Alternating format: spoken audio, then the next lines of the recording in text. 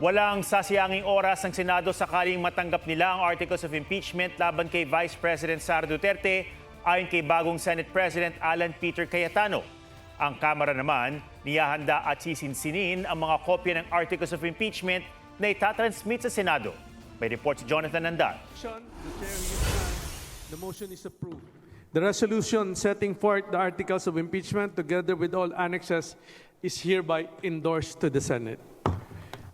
Agad inaprubahan ng plenaryo ang motion para i-endorso sa Senado ang articles of impeachment laban kay Vice President Sara Duterte. Kanina nakausap ko ang ating SecGen at sila ay nag-aantay na lamang kung kanino sila makikipag-coordinate.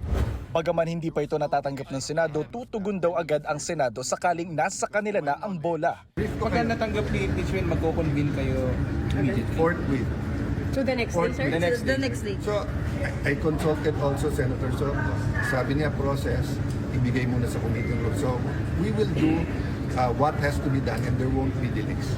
Sa kabilaya ng rigodon sa Senado, Kasi may change sa leadership eh. So normally pag may change sa leadership, nagpapalit yan ng mga SecGen, nagpapalit ng Sergeant at Arms. una nang sinabi ni bagong Senate President Alan Peter Cayetano na walang kinalaman ng impeachment sa pagpapalit ng liderato sa Senado.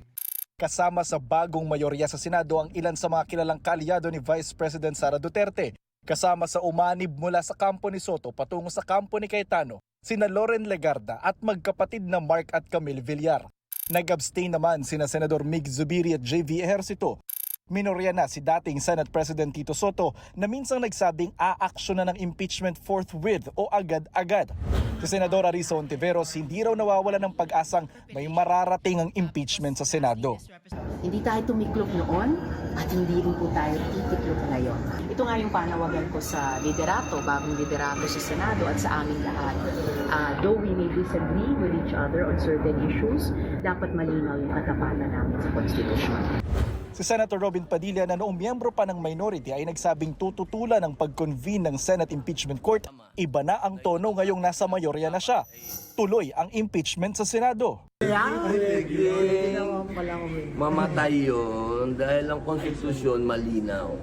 O, ang sabi ng konstitusyon, pag dinala sa amin yun, kailangan kaming mag-convene. Pero bilang legislators, hanggat wala, at tulad mamaya, wala pa naman dito, pwede kami magsalita. Bilang bilang PDP laban, bilang alay ng Vice President, pwede ako magsalita as legislator. Pero ang ilang kongresista may alinlangan sa magiging takbo ng impeachment. Hindi natin maiwasan magduda o magsuspect na yun ay may kinalaman sa impeachment. Karamihan ng majority of 13 ngayon ay mga pro-Duterte. Kahit sino ang magiging leaders ng Senate, klaro naman ang ating konstitusyon. Basta't napadala yung articles of impeachment sa Senado, they must immediately conduct a trial. Kasama sina Dilima at Jokno sa mga uupong prosecutors sa impeachment trial sa Bise. Jonathan Andal, GMA News.